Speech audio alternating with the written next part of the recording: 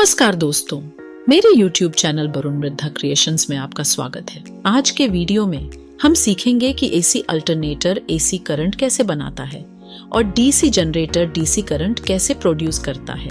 आज के वीडियो में हम इन दोनों के बारे में विस्तार से जानेंगे। इन दोनों के बारे में जानने से पहले हमें फैराडे के लॉ के बारे में समझना होगा। यहाँ एक मैग्नेट है। मैग्नेट के दो पोल होते हैं, एक नॉर्थ पोल और दूसरा साउथ पोल। आप यहाँ कुछ येलो लाइन देख सकते हैं। यह मैग्नेटिक फ्लक्स है। जैसा कि हम सभी जानते हैं, मैग्नेटिक फ्लक्स नॉर्थ पोल से साउथ पोल की ओर फ्लो होता है। यहाँ एक कंडक्टर है। अब हमें इस कंडक्टर को फिक्स करना होगा और मैग्नेट को हिलाना होगा, या फिर हमें मैग्नेट को फिक्स करना होगा और कंडक्टर को हिलाना होगा।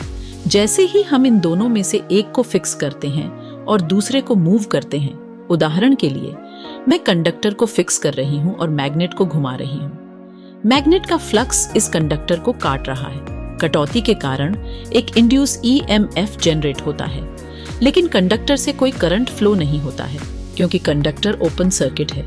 जितनी तेजी से मैं मैग्नेट को घुमाती हूँ, कंडक्टर में उतना अधिक इंड्यूस EMF जनरेट होगा।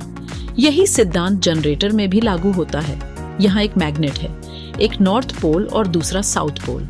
फ्लक्स नॉर्थ पोल से साउथ पोल की ओर फ्लो हो रहा है। जैसे ही मैं कंडक्टर को इसके बीच में रखूंगी और घुमाऊंगी, मैंने यहाँ जनरेटर में मैग्नेट को फिक्स कर दिया, लेकिन मैं कॉइल मूव कर रही हूँ। जैसे ही मैं कॉइल घुमाती हूँ, कॉइल फ्लक्स को काटता जाता है। जैसे ही इसे काटा जाता है, एक इंड्यूस EMF जनरेट होता है, लेकिन कोई करंट फ्लो नहीं होगा।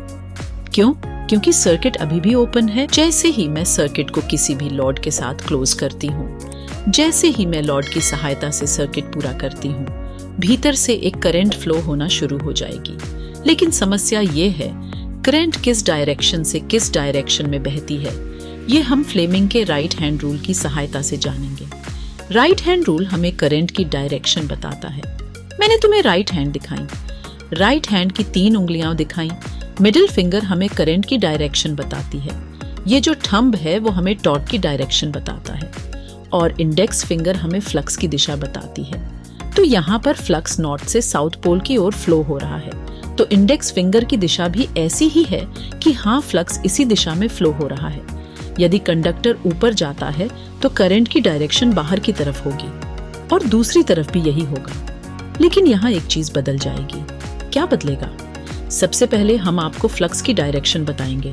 फ्लक्स की डायरेक्शन नॉर्थ से साउथ की डायरेक्शन के साथ सेम होगी, लेकिन यहाँ तो कंडक्टर नीचे की ओर जाएगा।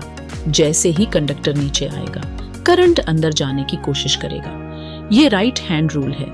अब वर्किंग प्रिंसिपल देखें। जैसे ही कंडक्टर नॉर्थ पोल से ऊपर की ओर जाने लगता है तो उसके अंदर से करंट फ्लो होने लगती है, लेकिन करंट की डायरेक्शन बाहर की तरफ है। दूसरी ओर कंडक्टर जो साउथ के डायरेक्शन से नीचे की ओर जाने लगता है, करंट की डायरेक्शन अंदर की तरफ है। जैसे ही कंडक्टर घूमते घूमते 180 डिग्री क्रॉस करता है, करंट की डायरेक्शन बदल जाएगी। यहाँ भी वही हो रहा है। इसमें प्रोड्यूस करंट की नेचर अल्टरनेटिंग है। अल्टरनेटिंग नेचर का करंट फ्लो को पाने के लिए हम 2 स्लिप रिंग का यूज करते हैं। 3 फेज जनरेटर में हम 3 स्लिप रिंग का उपयोग करते हैं, लेकिन सिंगल फेज जनरेटर में हम 2 स्लिप रिंग का ही यूज करते हैं। अब मैं आपको बताऊंगी कि DC जनरेटर DC कैसे प्रोड्यूस करता है। DC जनरेटर का भी वर्किंग प्रिंसिपल समान है, लेकिन हम स्लिप रिंग के बजाय स्प्लिट रिंग का यूज करते हैं। अब मैं आपको दिखाऊंगी कि स्प्लिट रिंग कैसे काम करती है। अब ध्यान से देखिए, हमने अल्टरनेटर का स्लिप रिंग निकाल दिया है। हमने स्प्लिट रिंग को आर्मेचर के कंडक्टर से जोड़ दिया। अब ध्यान से देखिए कि हम स्प्लिट रिंग क्यों कहते हैं। हम रिंग को 2 भागों में विभाजित करते हैं। हमने कंडक्टर के एक हिस्से को रिंग की आधा हिस्से में और दूसरे कंडक्टर को रिंग की दूसरे हिस्से से जोड़ा है।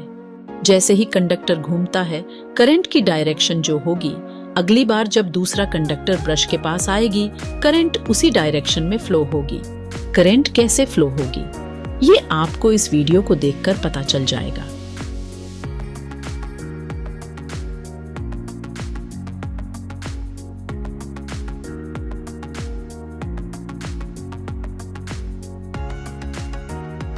इस स्प्लिट रिंग की हेल्प से अल्टरनेटर में प्रोड्यूस AC करंट को DC में कन्वर्ट किया जाता है। तो एक डीसी जनरेटर और एसी अल्टरनेटर इसी तरह से काम करता है। अगर आपको लगता है कि यह चैनल आपके लिए सही है, कृपया चैनल को सब्सक्राइब करें। वीडियो पूरा देखने के लिए आपका धन्यवाद। आपका दिन शुभ हो।